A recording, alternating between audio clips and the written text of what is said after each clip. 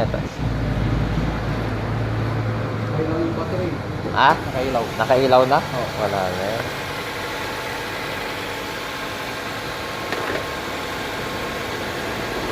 Ayo, wala na. Si RB second gen hindi nagkakarga. Yan. Steady lang na nakailaw. Alright, so para mabaklas natin yung kanyang alternator, kailangan muna natin baklasin tong kanyang airbox, itong throttle body, at yung kanyang manifold.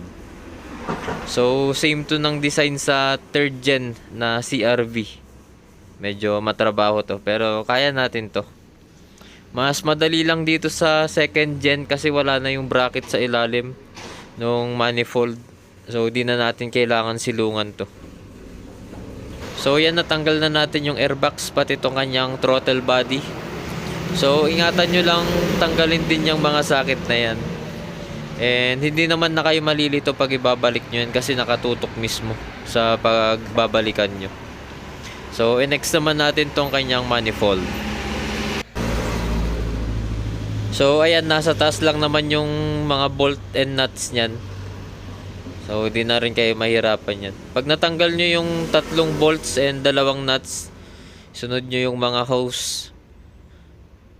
And yun, hugutin nyo lang yung kanyang manifold.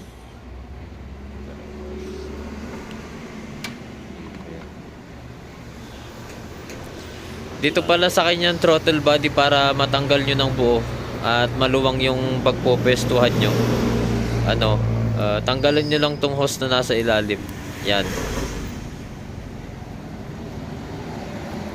Tubig ang lalabas dyan, yung galing sa radiator. Depende kung tubig o coolant ang nakalagay. Pero bago nyo start, mamaya dagdagan nyo lang yung radiator nyo ng tubig or coolant. Medyo sagabal kasi ito, hindi natin matatanggal yung manifold. Tutukod dyan. So, kailangan maigilid natin ng todo ito. Itong kanyang throttle body.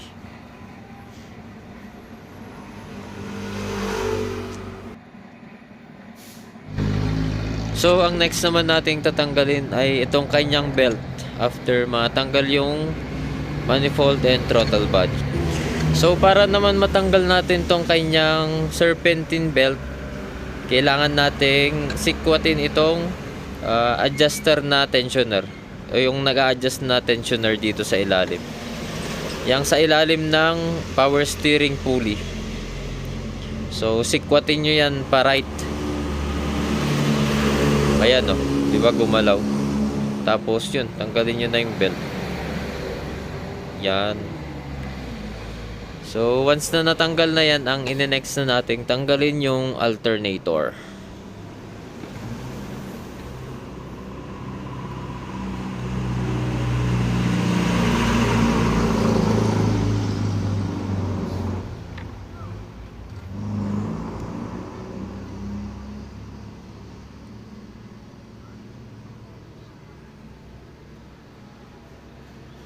So, bale yan, no? Di ba ang luwang na? Kitang-kita na yung kanyang alternator. Pakita ko lang yung mga tornilyo nating tatanggalin dyan sa alternator nya.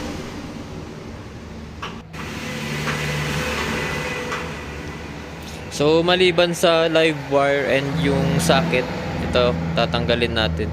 Yan, number 12 na bolt na nasa taas yan. And yung nasa baba rin na bolt. So, yan. Di ko na mabidyoan yung isa eh. Pero magkadikit lang yan. Yan. Yan o. Kapain nyo lang sa kabila ng number 12 din na bolt yun. So, ayan.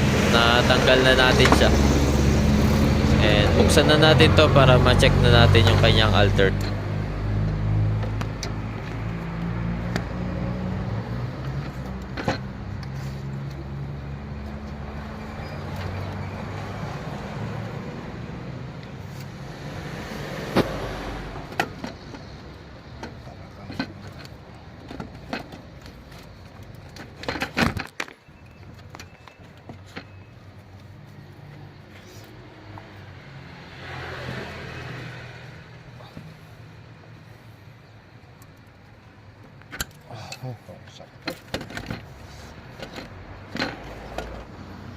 Nabuksan na natin sa kanya. Ito yung sa kanya.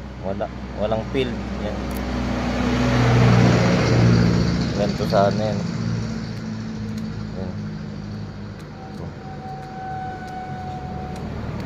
Itong sa kanya wala. Na bearing pa.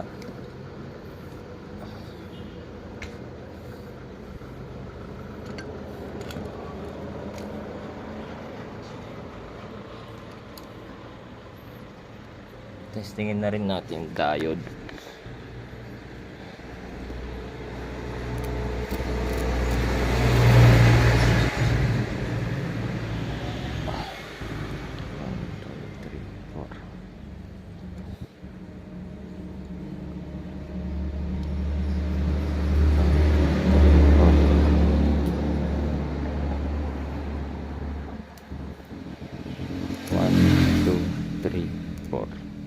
All goods. Talagang itong rotor lang. Nangyari dyan na putol yan. Naputol.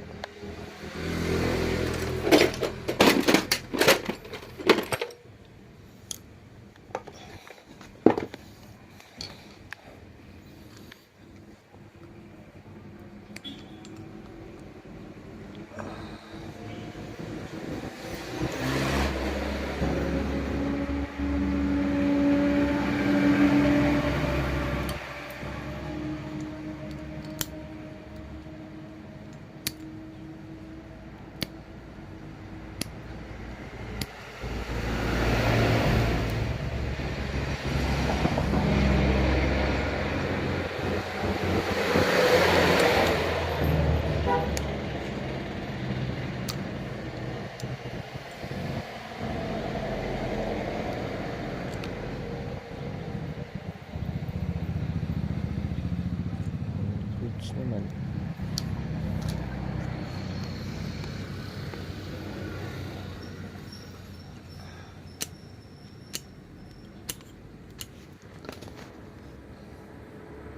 Kita ko na yung putol niya dito.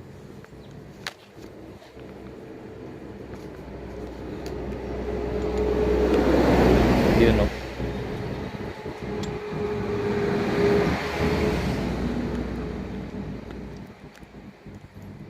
Yun o.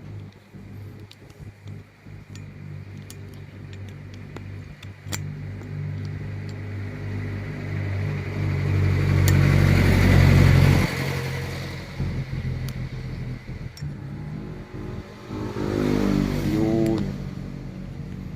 Yan o. Putol.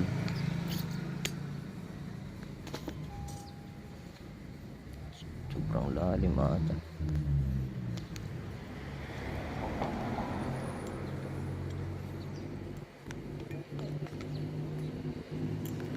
Dugtong yan.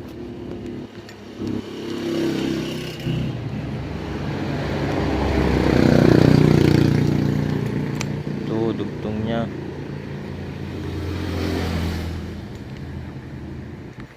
Yan ang dugtong niya. Testing natin ah.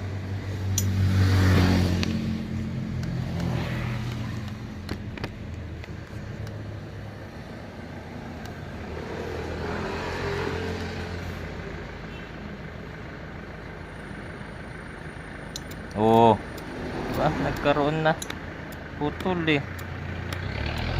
Alright, so bali yan na, idudugtong na natin siya sa kanyang putol. Yan.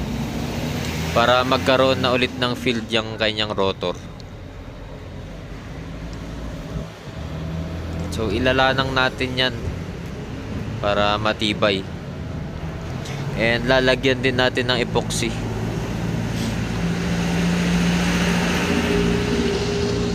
Siguro naputol to dahil sa kalumaan na din. Pwedeng ganun. Hindi naman overcharge yung kanyang alternator. Pwede rin kasi maputol yan pag overcharge. Pero once na overcharge naman kasi yung karga ng inyong sasakyan, iilaw din agad yung battery indicator nyo.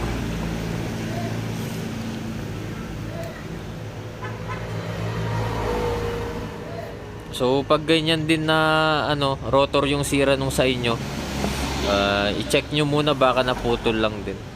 Pero pag sunog na yan, wala na, kailangan yung i-rewind yan. So siguraduhin nyo lang din na hindi yan didikit sa bakal kasi magka-ground yan, pwedeng masunog.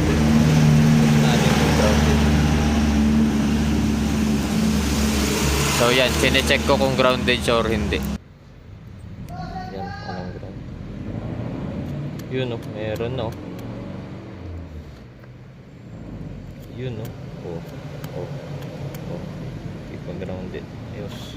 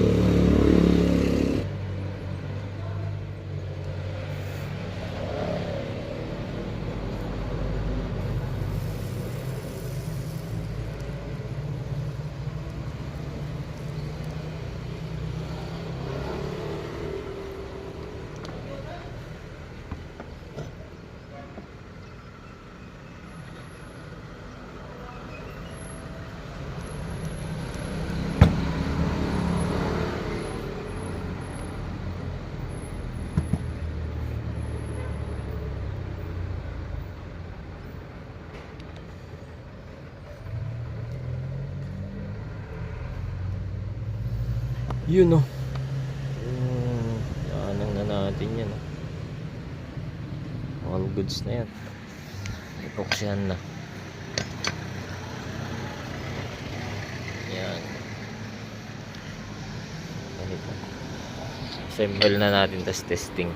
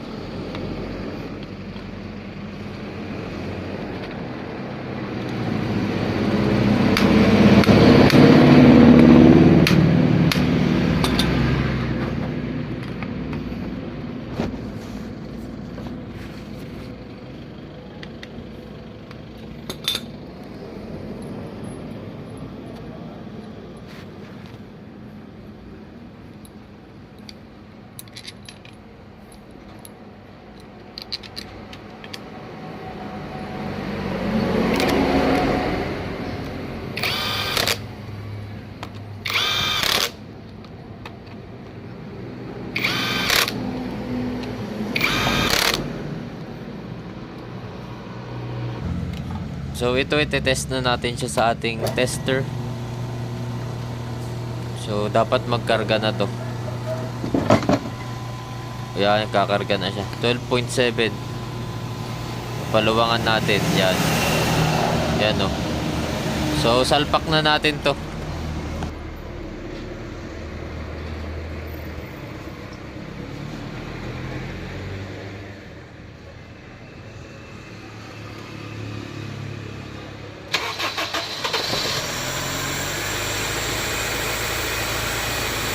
Namatay na?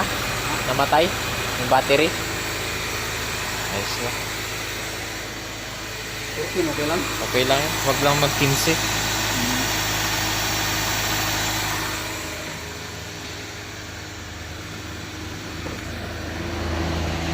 Yan. Hindi na umiilaw. Kanina nakailaw yung battery dun.